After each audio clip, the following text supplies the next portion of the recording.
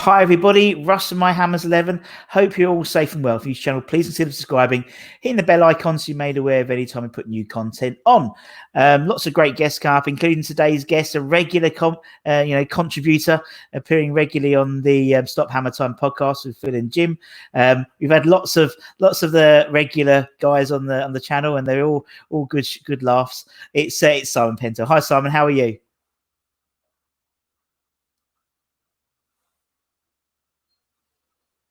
I'm very well, thank you, Russ. And it's lovely to be part of this extravaganza of yours that I'm sure was up originally as a good idea in lockdown as to a beast.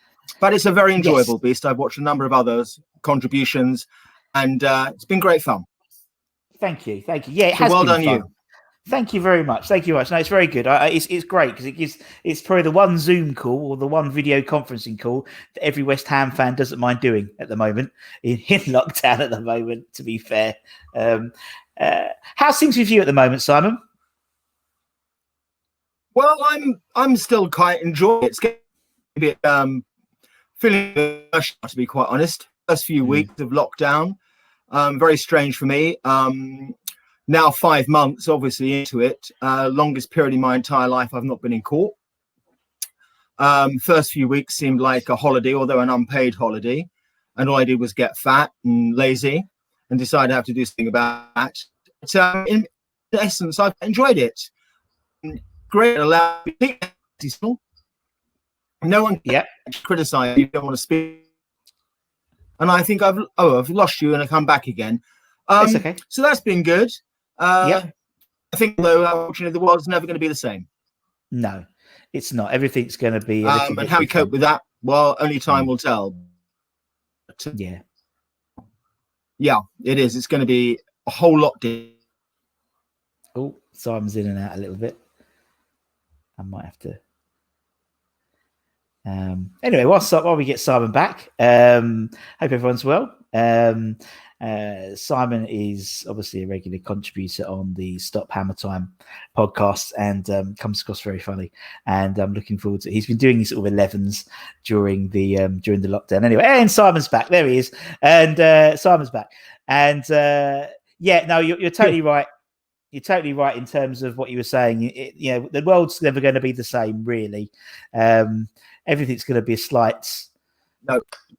Everything's, anytime someone coughs or anything, at least for the foreseeable future, you could go, okay. I know. But football, at least West Ham are in the Premier League. Small mercies.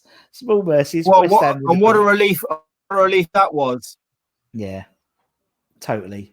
It really was. But, I'm a huge critic, and we should never, ever be in that situation, in my view, ever. No. There's just no excuse. And there isn't. Not with the fans, the tradition. Sorry, we should never be in that position. And I don't buy into this, well, 3 teams have always got to go down. Yes, they have.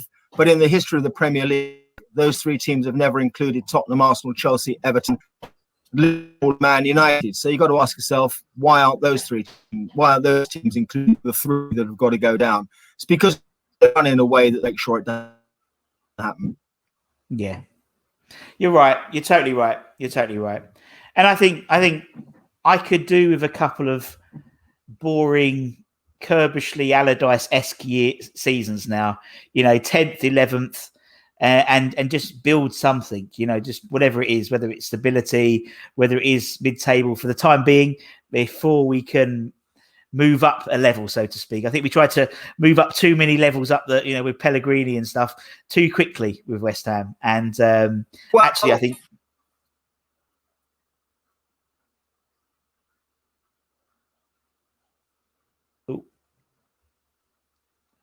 I don't think you can ever have too much ambition. No. My fear is, and I know my age, and I'm getting on, it's coping with reality of going and win the league. And I'm a bit beyond mid-table mediocrity, frankly. I've witnessed it for 50 years. Sure. And they're just the great underachievers all time. You know, we're the only team, I think you can honestly say this, who boasted 3 World Cup winners and just not World Cup winners.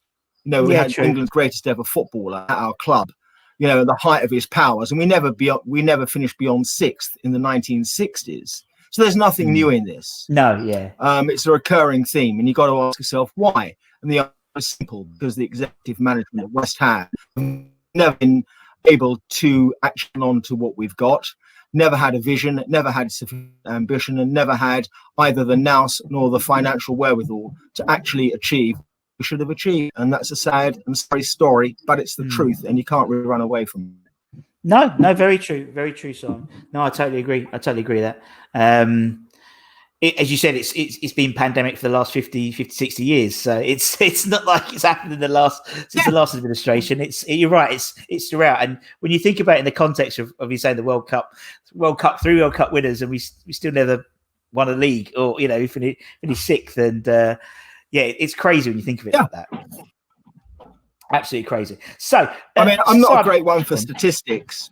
Yeah. No, you carry on. You carry on with your statistics. Sorry, yeah. No, I'm not a great one for statistics, but there's one that I think tells you everything you need to know. In the history of the Football League, that when it's set up in 4 divisions, there are only, I think, 7 clubs that have never played outside the top 2 divisions. And we're one of those clubs, and we're the only one of the 7 that's never won the league. Wow. The others being Arsenal, Man United, Tottenham, Everton, Liverpool. And there you go. It says all you need to know, really. It does indeed. And it is, it's quite damning when you put it in that light, Simon. Thank you. So, Simon, the first question I always ask everyone is, why is West Ham your club? Yeah. You know, you talk about it so eloquently, but why is West Ham your club?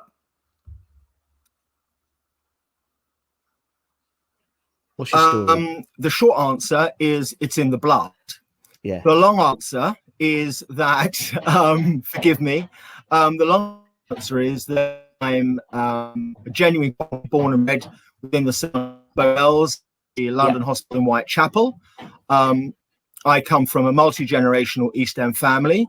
My paternal grandparents ran a boozer called the Royal Charlie in Chris Street Market in Poplar.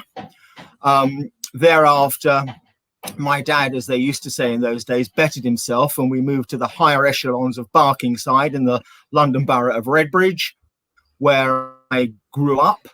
As a kid in the 60s, it was very, very easy to support West Ham because we won the World Cup. We had the Holy Trinity of Moorhurst and Peters. They played at a cathedral called Upton Park, which was the bus ride away from to go every other Saturday with my mates and queue up at 1 o'clock to the chicken run. I went to a secondary school, which was a local grammar school, because in those days, if you were 11 plus, that's where you went, which was the same school that had been attended previously by Trevor Brooking and John Lyle. So when I was at school in the 70s and we won the cup, it was complete and utter pandemonium. You can imagine 700 hairy-arsed Herberts, 75% of whom supported West Ham. We had claret and blue decking out. It was just bonkers. It was fantastic. Couldn't be better.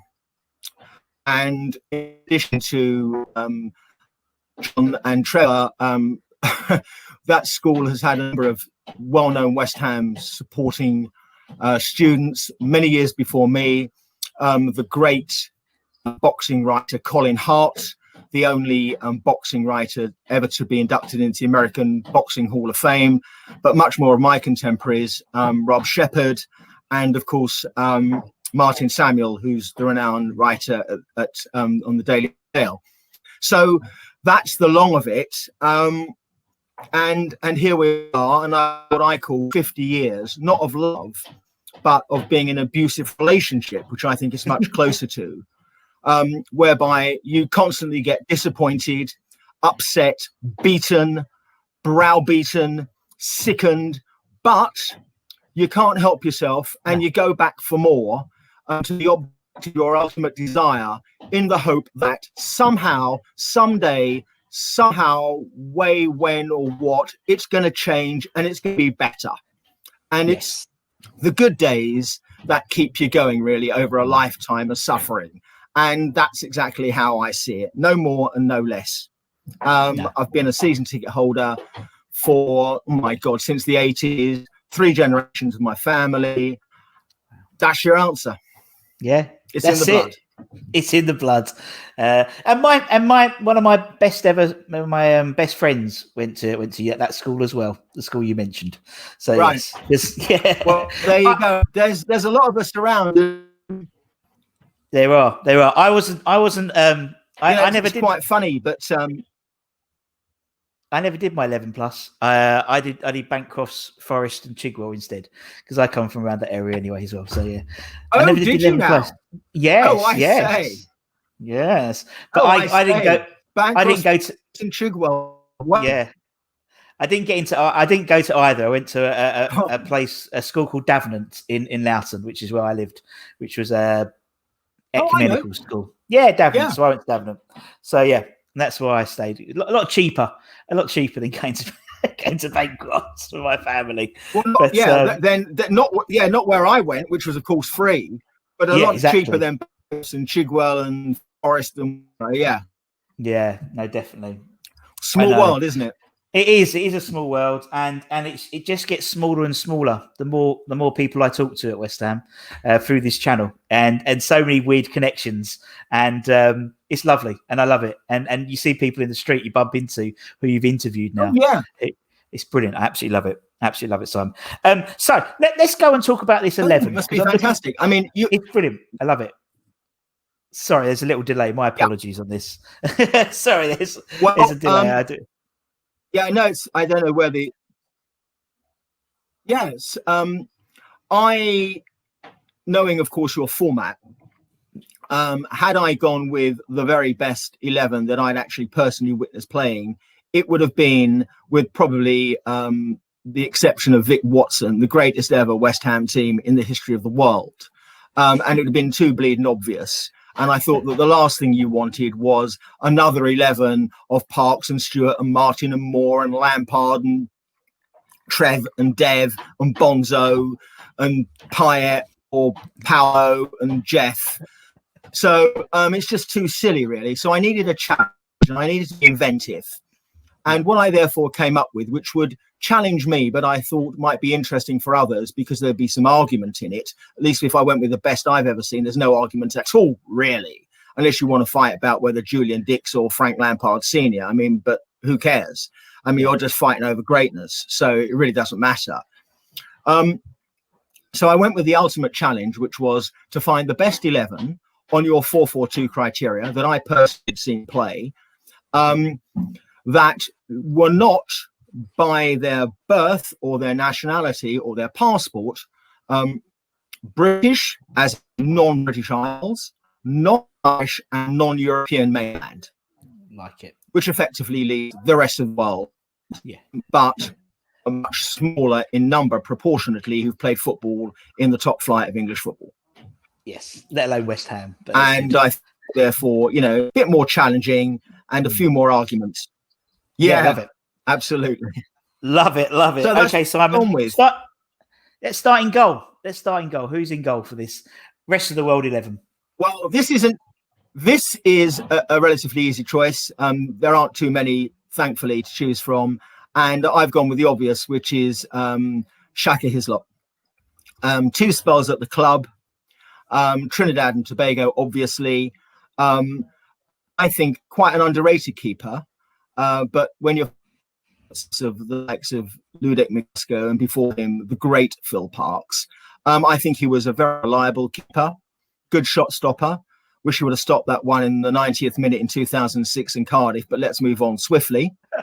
But more than that, a thoroughly likable fella, really nice guy, very articulate.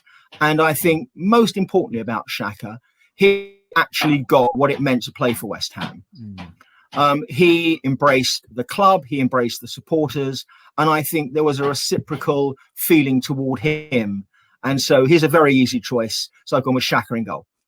Yeah, very good, very good. And obviously, we've had him on the channel. He's a lovely, lovely guy, and he's brilliant. And he used to live in Loughton as well, so you used to see him walking around Safeways. I know, brilliant, loved it. Yeah, Love I know. Shaka. Well, former client of mine lived in Loughton as well, and that was Paolo Di Canio. So you would have seen him quite a bit. Yeah. Not Paolo. He probably got his men to go and go. He probably got his men to go. Right. Was he?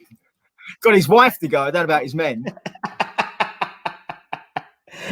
Brilliant. Right, you carry on, Simon, in the team how you want to go through it. It's okay. Up to you.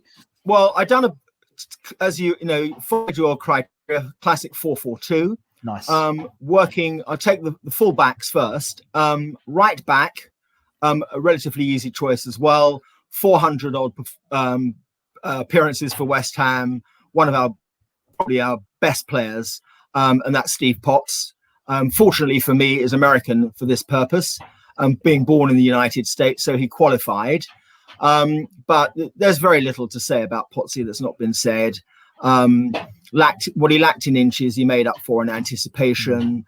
He had pace. He was really tenacious when he needed to be, but great awareness, lovely passer of the ball as well. And that amount of appearances over a sticky time for West Ham defensively, I think he was a remarkable player and a very valued one. And so it's an easy choice at right back. Yeah. Left back, however, much more difficult. Not many choices. And so I've gone with someone who I think actually embodies pretty much what West Ham is all about. And that is, when he was good, he was very, very good. But when he was bad, he was diabolical.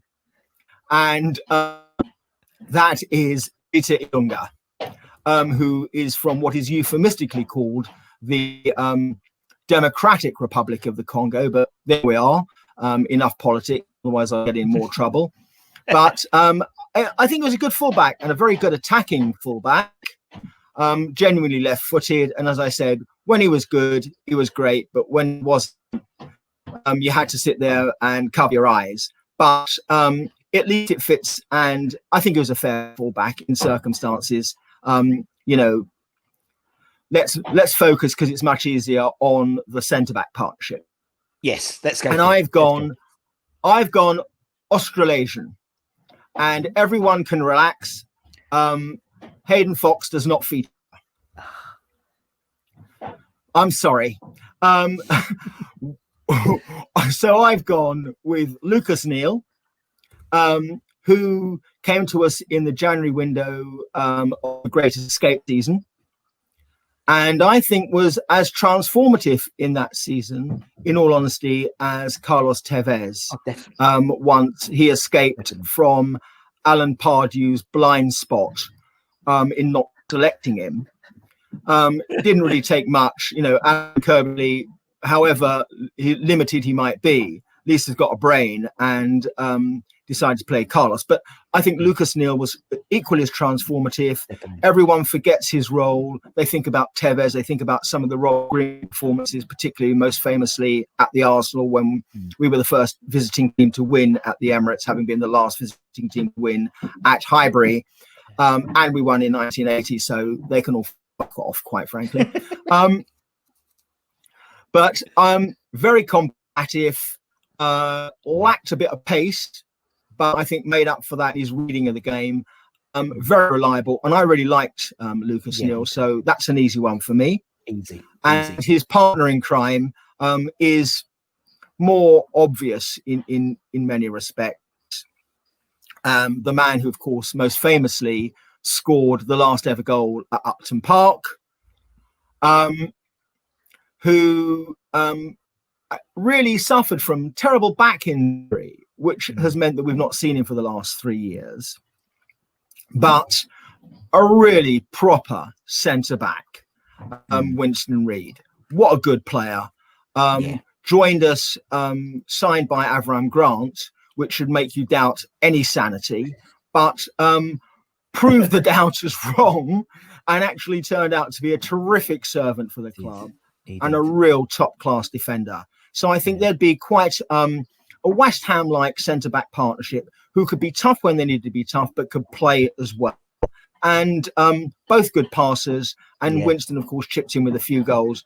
As I say, most famously, that very last one at Upton Park in that extraordinary night that I'm sure, like yourself, I was incredibly delighted to be present at.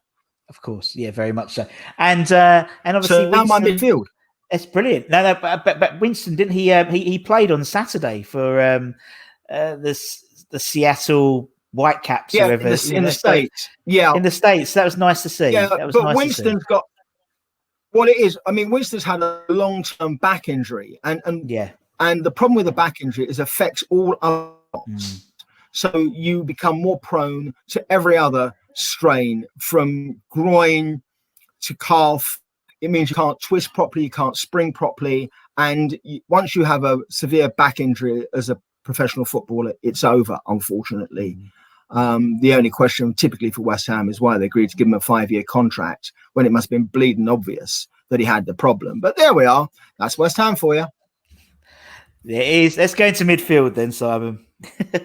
Right. I'm gonna go from right. I'm gonna go starting on the right, and I'll go with the two wide players. The first, I think, is quite easy, and again, a very much forgotten player. That's Norberto Solano.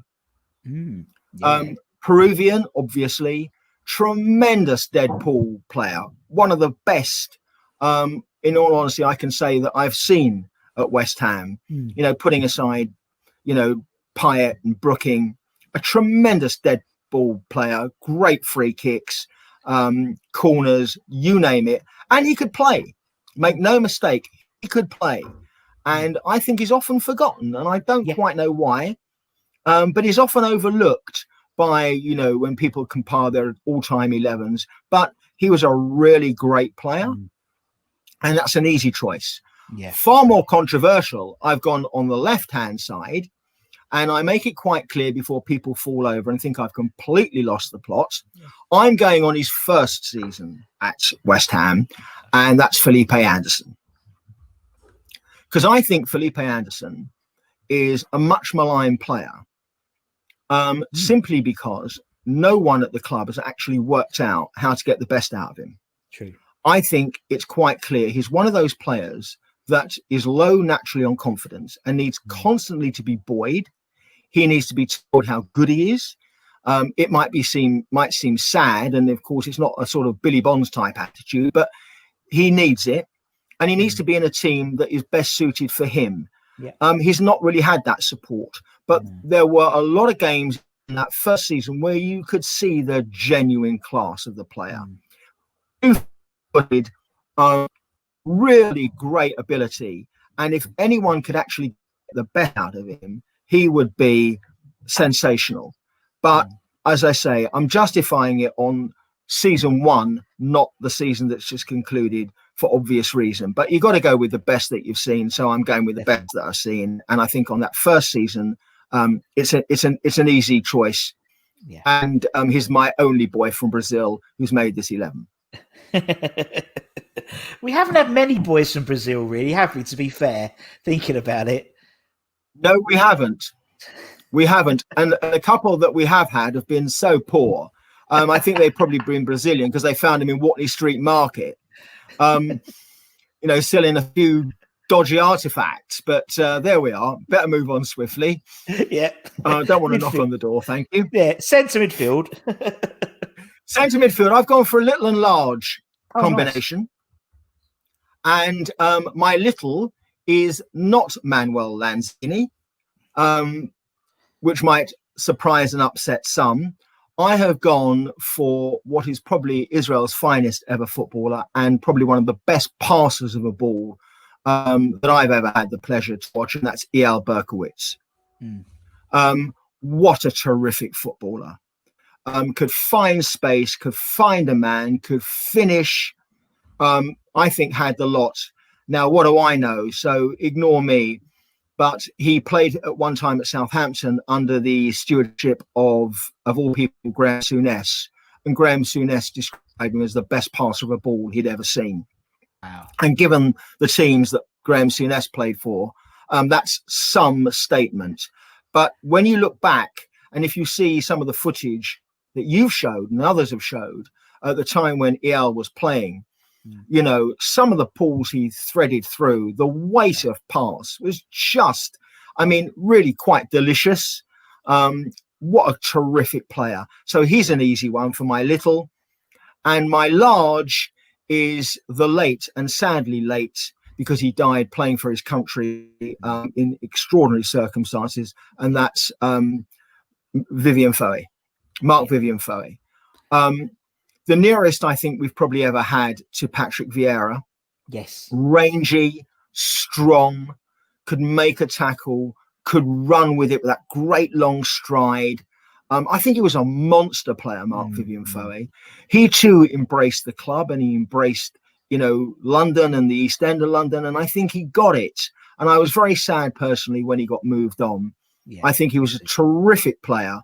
And of course, he will always be in the annals of West Ham video history. Yes. Lest people forget, and you know where it's coming from, because it was his crossfield ball to Trevor Sinclair that went back to the other side, that the all-time Premier League goal was finally scored by Senor Di Canio. Yes. So that's but he's a lot more than that, Mark Vivian Foe. And I can speak, you know, of him because of what Paolo used to say about him. And if Paolo Di Canio rates a player, then you know he can play. Paolo has very high standards, and he really rated him and liked him a lot. So that tells you all you need to know. But I thought he was great, and he would gobble up ground and gobble up opponents. And he was a proper West Ham type tough player in the midfield. Yeah, he was. And he was almost like the blueprint for that mold of player, that, as you said, Vieira, Toure. Mark Vivian, he was the first one, really. He was. You know, I mean, you know, Cameroonian, so he fits, meets the criteria. But what a good player, and really did it all properly. And it's a great loss, obviously, to his family and to his friends, but to football as well, that he should have died in such circumstances. And, you know, he went to Man City, and Man City fans speak so warmly of him as well. And I think that says a lot for the man. And it was quite an easy choice in the centre of my midfield. Yeah, no, definitely. That's good. Right, let's go strikers. I'm excited. Who you got up front then, Simon? Well, I'm going to leave the best till last, but so no disrespect to the penultimate. There are a number of choices I could have gone with, but I have gone again with a player I think in the round is very underrated by West Ham, some West Ham fans, and a player who is very much everything that you would expect of a modern centre forward. He ran the channels, could score in the air, could score on the ground, and any opponent of his just hated him because he would drag them out of every single position and throughout the 90 minutes. And I don't quite know what went wrong. I don't know if he wasn't properly handled at the club. I don't know if he felt marginalized. Maybe that was it. It was a fantastic financial deal for us. And so I've gone with, I think he's Senegalese. I hope he is. Otherwise, I've really made a right mistake here. And do you want to put his name on the screen? Diafra Saka. I think Diafra was a really good player. And as I say, you know, he also, of course, famously scored at that last night at Upton Park. But it's a lot more than that. He, you know, that we had that sort of little purple patch at the beginning of the season before that, and he was on fire. We won at Palace, and Palace had, you know, obviously Tompkins. I think is it Scott Dan, and he ran them into the ground. He was terrific. He scored. You know, he scored at Anfield. He scored at Old Trafford. He is a good player, Afra Sacco. And I for one was very sad when they moved him on, and I really think should have done a lot more to keep him. Very easy to complement a partner, and I believe in partnerships up front. I don't like the lone striker. I mean, unless you're Didier Drogba, but he was exceptional. I like strikers who play in a pair, and I think he would have been a great complement to my final choice, who is, of course, Carlos Tevez. Yeah. It's rather remarkable that a player who is so lauded played so few many times for West Ham. So true. And I think that just demonstrates what an impact he had. His ability, a genuine world-class player. And if I'm put my hand on my heart, there are only about 4 or 5, in truth, that I've actually ever seen genuine world-class footballers at West Ham in my entire life. You know, obviously Moro, Trevor, Di Canio, I would say, and I don't want to upset people, Payet, but he was. Yeah. There's no doubt about it. No, and Tevez is one of those. But he too, he got what it meant to play for this club.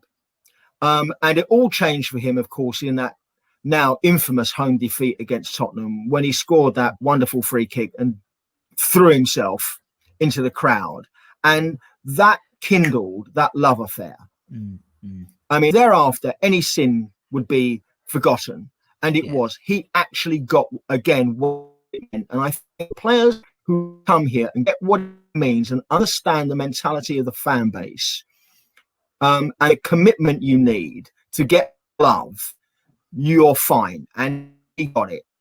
And ironically, I think of his one performance at Upton Park that really, I believe, says it all, and the impact he made at West Ham. And it wasn't playing for us.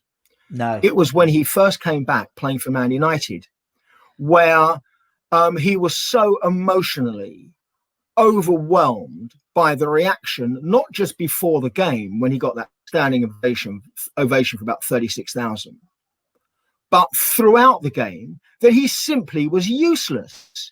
He couldn't actually pass the ball.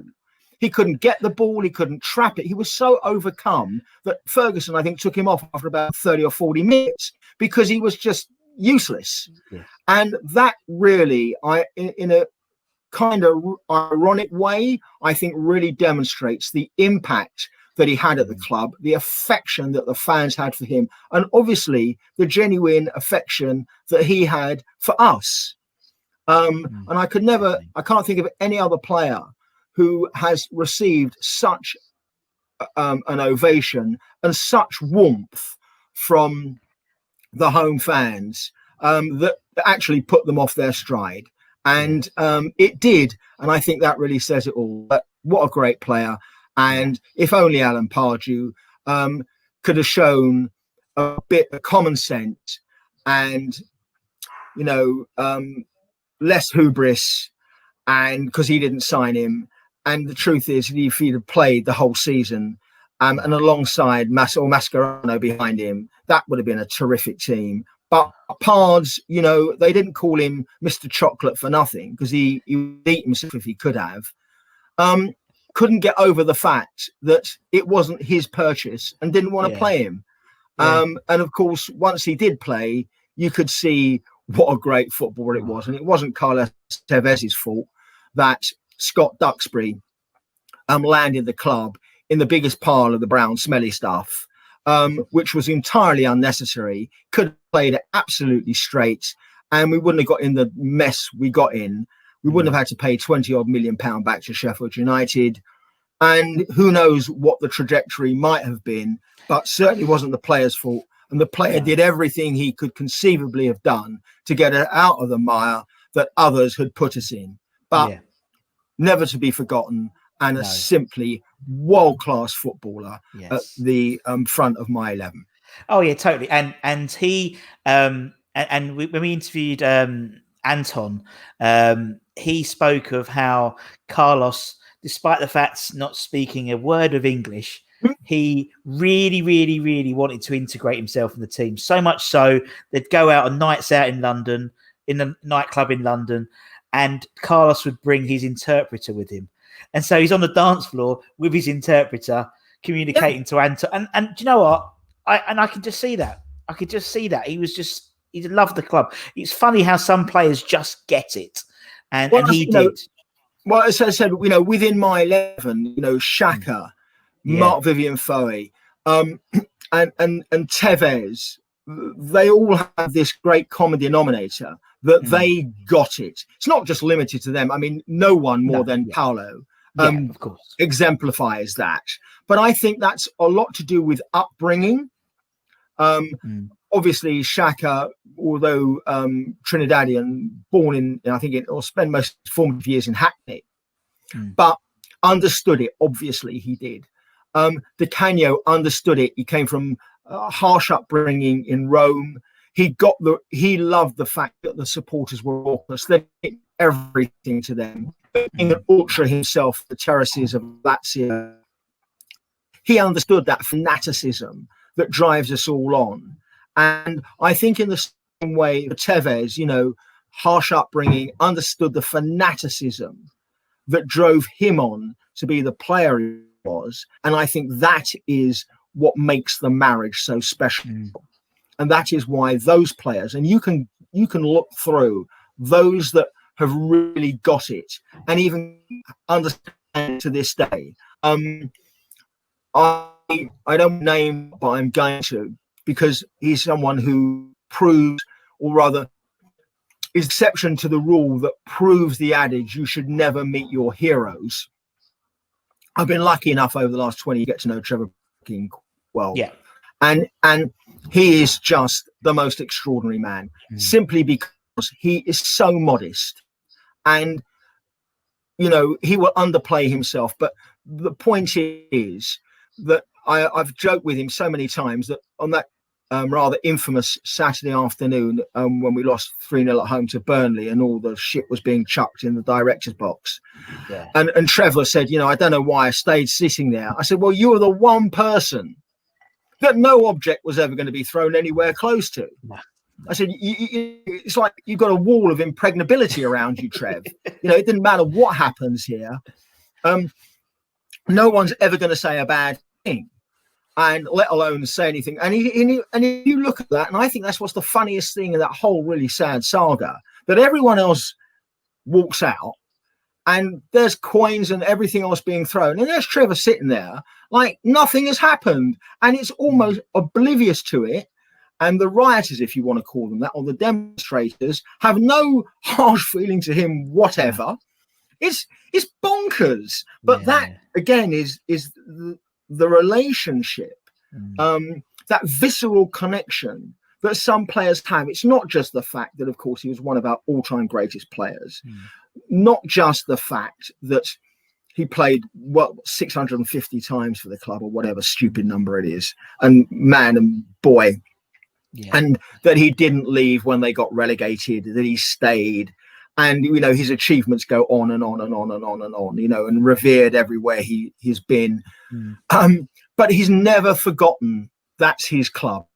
Yeah. And I remember, because I'm of that age, like as you are, and you'll back me up on this, because a lot of people who are watching this won't know, because they live they've lived a whole lifetime of Sky Sport and social media and instant reporting, that in the 80s and into the 90s, that the only live reporting was on the radio, other than the FA Cup final, was on the radio. And Trevor, because he was one of the more articulate footballers, had his own show on what was then Radio 2 on midweek, the Trevor Brooking football night or whatever it was called. And there would be part commentary on a game. And he would often analyse West Ham matches. And of course, the first rule in broadcasting is you have to be neutral. And Trevor was, except that whenever West Ham were playing, he would just say, well, we did this and we did that and we shouldn't have done that and we were unlucky.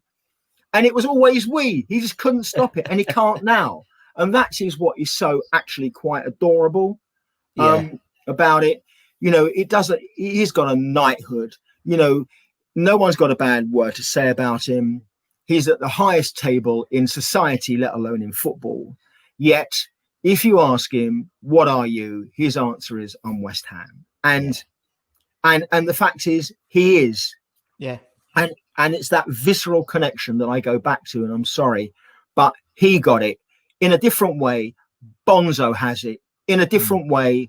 Tevez had it. Paolo had it. Dixie had it.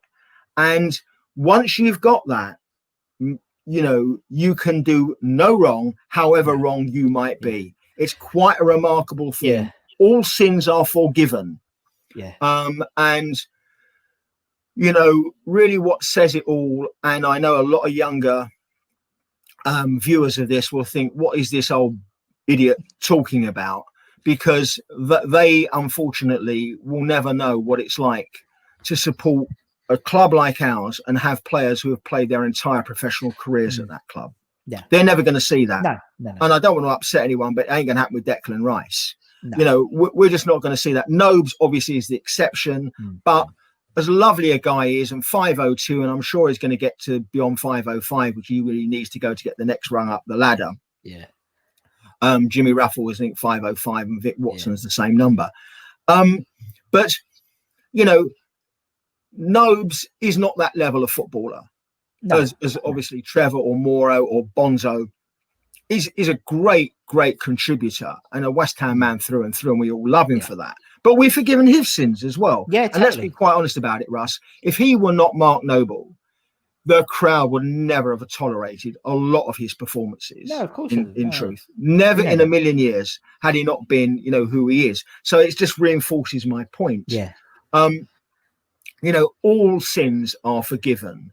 But what I was about to say was for youngsters or anyone who's actually probably under 40, you know, who to understand what it really means, if they were at West Ham and I sit in that stand, which bears this great man's name, to watch him cry, the toughest man in the history of English football, bar none, to watch that man cry when that stand with his name was unveiled, I think tells you everything. And he's not even one of us. He's a South London guy. Charlton boy. Played for Charlton for 65 appearances before he jumped over to the right side of the Thames. But really says it all, you know, because he got it. And that's massive for us. And in the same way that he cried, I remember it's a game you might have been at, which was Trevor Brookings' final game for West Ham. No, I wasn't there. We were home to Everton on a Monday night in '84, and it was about 30,000 there, just because it was his last game. Yeah. And we lost 1-0, and it really didn't matter. And the team went off. That was the end of the season, and no one left the stadium. And Trevor, because he's so modest, had, you know, thought the best I might do is to go up and wave goodbye. And no one left the stadium. And he was forced by the directors to get out there because otherwise we're never going to clear this place. And I remember he did a lap of honour with little Warren sort of there. Trevor had no boots on.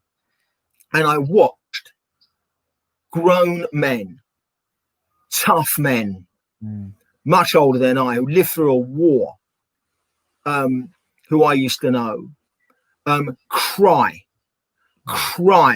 when he did that lap of honor. You can watch it on video somewhere, I've no doubt, but it is, and you should, and everyone should, because if you want to know what it means to play for West Ham and play a lifetime for West Ham, watch Trevor Brookings' lap of honor after his last ever game, and it really tells you everything you need to know about this club, about the rapport that this club has with some of its players, and how that reciprocal arrangement works when the love flows both ways and the commitment flows both ways. It's really quite something to see. Yeah, no, I can totally get that. And you're right. I mean, the modern era player, they don't hang around for their whole career. You know, there are exceptions. Obviously, Nobes has, but it's harder at a club like West Ham now. You know, look, I will say this, having so much extolled his virtue, you know, Trevor Brook, when we got relegated in 77, 78, and there was a massive offer on the table for Trevor to go to Liverpool, which would have been the height at the time, would have broken the British transfer record. Wow. And this was to go to Liverpool, who of course were the team. And his attitude was to the board, well, do you want me to go? If you want me to go and you want to sell me, you need the money, I'll go. But I don't particularly want to. So he stayed. And you just couldn't ever imagine that now. I mean, I think personally it'd be a miracle if Declan Rice is here next season. I really do, and I'm very fearful. But even if he is, it will only be for one more. Yeah. But let's all be honest about it. Had we been relegated, there would have been no issue. Because he's got to further his own career. The idea that you can have a world-class footballer choose to stay at the height of his powers, 77, 78 season, Trevor Brooking, was the best midfield player in this country by a mile. Glenn Hoddle couldn't tie his fucking boots. I'm sorry, Tottenham fans, you're deluded. Because the difference between Trevor and Glenn Hoddle was that Trevor did it when it really mattered. Glenn Hoddle, in my opinion, good player, but a bit of a flat track bully. His goals for England, against whom? Some third-rate outfit. Trevor Brooking scored the goal that got us into the qualification for the 1982 World Cup finals, with a goal that famously stuck in the stanchion in Hungary, where no one gave us a prayer. The goal in the 1980 World Cup, in the 1980 FA Cup final, the goals, his performance in the season before we got relegated, when the final game we had to beat Man United, and we did 4-2 at home, and he just ran the show. It was just whenever it mattered, and that's what I think is the distinction between great players and very good players. Great players deliver when it really mattered. Moro, the ultimate. Trevor, Bonzo, Di Canio. If your life depends on you score this goal, that ball is going in the net. And I'll just leave you with this. Just to make that point, in that very famous, extraordinary, when you look back on it, 5-4 game against Bradford, where Paolo decided he'd had enough and wanted to come off, and Harry just shit himself because he didn't know what to do, bless him, and tried to pretend it hadn't happened. And then the crowd started chanting Paolo Di Canio, Paolo Di Canio. So he decided, having sat on the touchline for 5 minutes, it might be a good idea actually go back and play. And having been denied 3 blatant penalties. And then, of course, Paul Kitson goes over a blade of grass, gets a penalty awarded, and that extraordinarily embarrassing struggle or wrestle between Frank Lampard Jr., who was the assigned penalty taker, and Di Canio, who just felt so aggrieved that he had to put the record straight by taking the penalty. And I remember sitting there thinking, oh my God, you're going to miss this. I can't watch this because you've made such a performance and someone danced out this. You are setting yourself up for the biggest fall. And of course, he rifled it in the bottom corner. I spoke to him after the game. We had a cup of tea, and I said to him, you know what? I tried exactly the same thing. I said, I really thought you were setting yourself up for the biggest fall here. And his answer was, you could have put your house on the fact I know I was going to score that penalty. Wow. You might have worried. He said, I know why you would have thought that. He said, but I can tell you now, as I ran up, I knew where that was going, and that was going as far away from the goalkeeper you could ever imagine. And if you watch that penalty, it arrowed into the furthest corner of the goal. Could have had 2 keepers there, wouldn't have stopped it. And it's that ability to deliver under real pressure. And I think, if I can be allowed to say this, is what sets apart in English football the 1966 team. When people keep saying, why haven't we ever won the World Cup since? We've had good players, and let's not think, most of them come out of our club, and very famous, the golden generation, Rio and Frank and Joe and Michael. And I think it is the ability to deliver when the ultimate pressure is on, when it really matters. That is what sets Jeff Hurst apart from Harry Kane. Doesn't matter how many goals Harry Kane scores for Tottenham. Really, I don't give a stuff. I don't care how many goals he might score for England. I don't give a stuff. The same for Wayne Rooney. I don't give a stuff, because what none of them have done is score a hat-trick in a World Cup final. True. The longest standing record in the history of all sport. A record that has stood for 54 years. Never even been equaled. Zidane couldn't do it. Maradona couldn't do it. Pelé couldn't do it.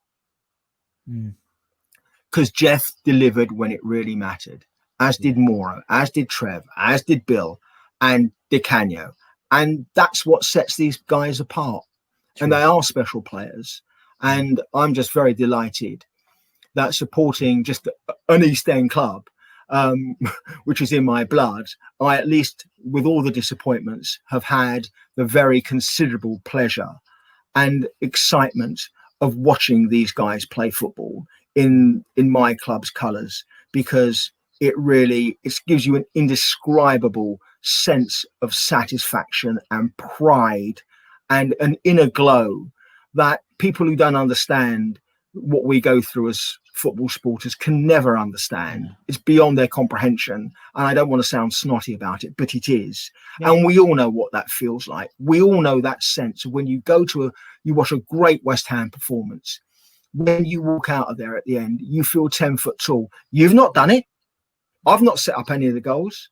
I've not stuck in a 40-yarder into the top corner, but it's a remarkable thing, that sense of delight, and all your problems seem to evaporate. And you think, I can cope with that. I can cope with that. Why? Because we have just wiped the floor with Man United, and we didn't just beat them. Well, whatever. Yeah. You know, when you go, I mean, even like last season, not the season that's finished, you know, walking out of White Shite Lane, feeling 10 foot tall. Why? Because we won a game of football? No, because whatever they may achieve and we don't. Yeah. As a very good friend of mine who's a lifelong Gooner said to me as I'm, trying to get home from that match, said, your lot have just cast a giant claret and blue shit in the middle of that super stadium. And we did. And I know logically this is nonsense, but I felt probably for about 3 weeks everything else was fantastic in my life. Why? Because Michail Antonio smashed in that winner, with 15 minutes to go. And I'm a grown man with a family. I'm, in Queen's Council. I do seriously hard, responsible work. But, at the end of it all, I'm just still the same kid that I was when, who got broken-hearted in 1972 when Gordon Banks saved Jeff Hurst's penalty in the second leg in the League Cup semi-final.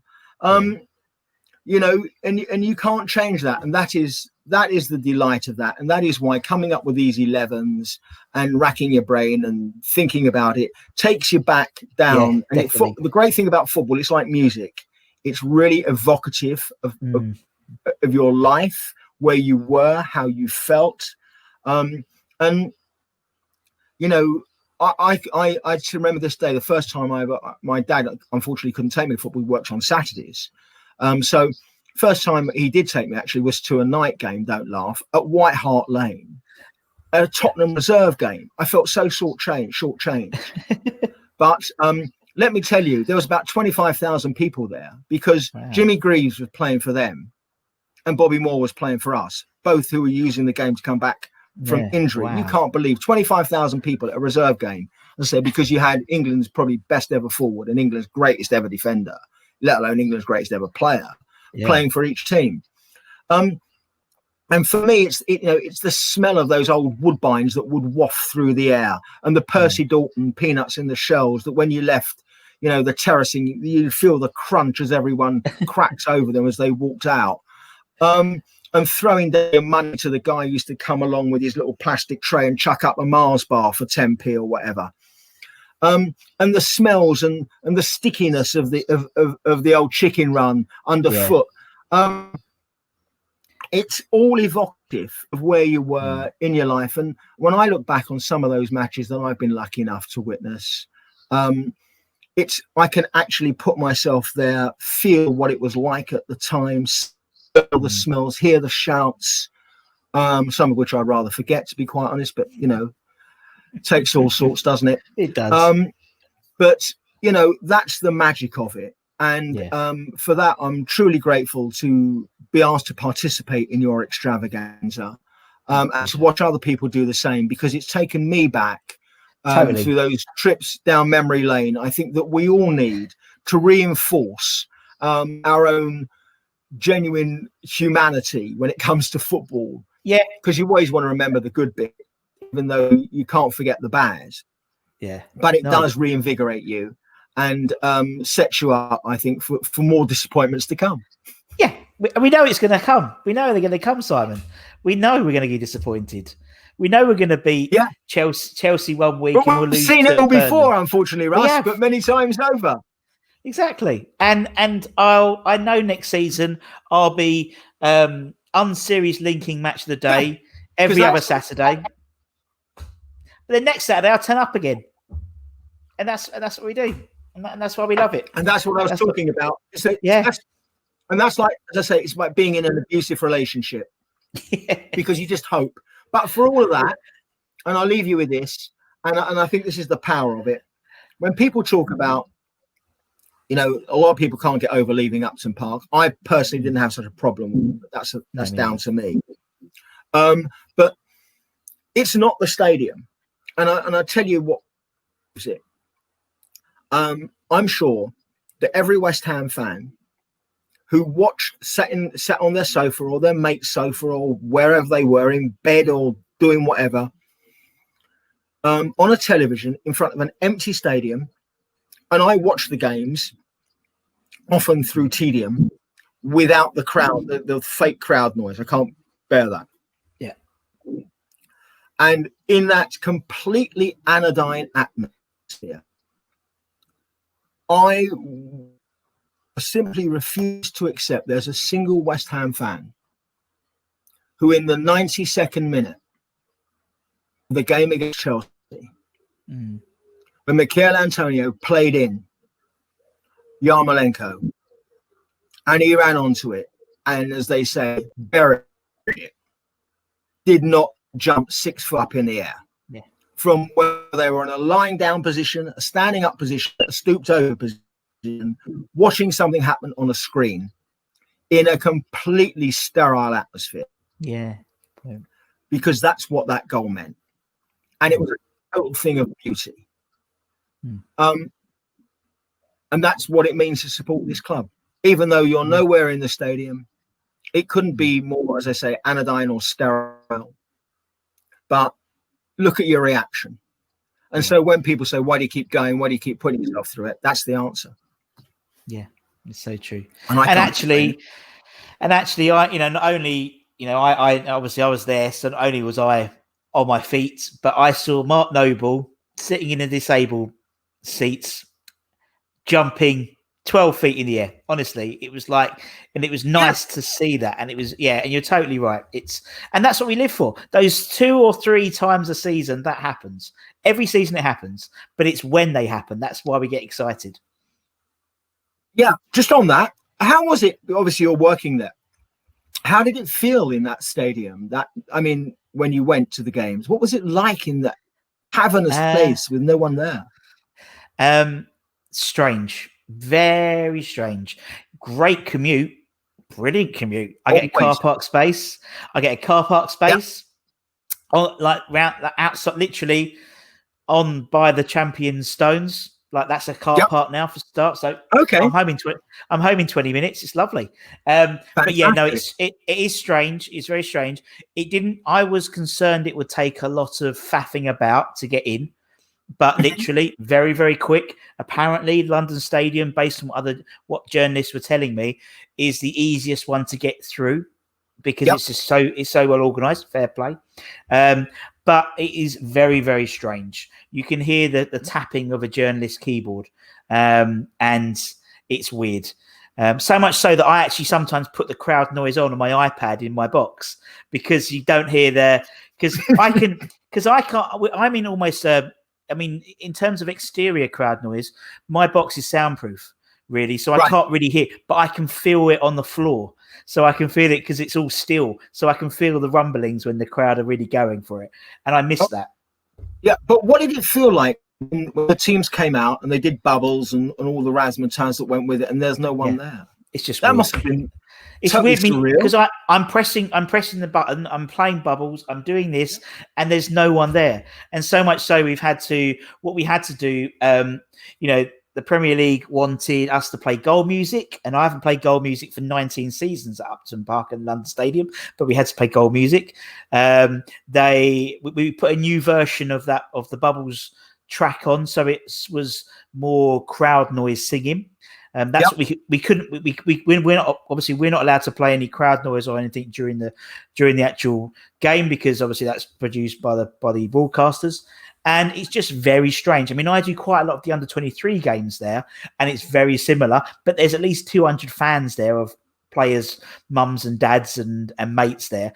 But it's just weird, and particularly when goals happen. Although saying that the Villa game was particularly interesting, because obviously when Villa scored, the director's box, which had the Villa, like Ian Taylor, was that was the most celebrated goal I think I've ever heard. Yeah. And obviously we scored straight after. It was really good. But it is strange. But I think everyone's had to adapt to it, and we'll have to adapt to it for this season as well. No idea when that will happen, but when everyone gets back in. But it is what it is, and we have to go on. If it makes you feel any better, and I'm sure you must get picked up about your musical choices. I've got no problem, because I'm a massive Foo Fighters fan. Okay, so you can play Learning to Fly however many half times and exits you choose, my friend. Well, there ain't enough Learning to Fly for me in the history of the world. And that is because we always have to, obviously when we win, it's always Bubbles. But unfortunately we haven't done a lot of winning, so it's always, I have a playlist. So when West Ham lose playlist, and I always press play, and it always, and I should really shuffle it, because it's always the first track just pops up, Learning to Fly. As I say, I'm a massive Dave Grohl fan, so I'd be quite happy if you played it when we win, to be honest with you. But you got no complaints with me. No, anything that's Foo Fighters got no complaints with me. I'm happily there. Cheers, man. Thank you so much. Oh, mate, it's been absolutely pleasure. An hour has flown by without us even blinking. It's crazy. Thank you so much. Two big mouths who get paid to speak for a living. It's going to go that way, isn't it? That's brilliant. Thank you, Simon. Really appreciate your time. And obviously, thank you. And obviously, thank you to everyone for watching or listening. We're doing it on podcast as well now. So either or, make sure you subscribe. And until next time, for me and Simon, take care, everyone. Stay safe. Come on, you irons, and we'll see you again very, very soon. Take care, everyone. Come on, you irons.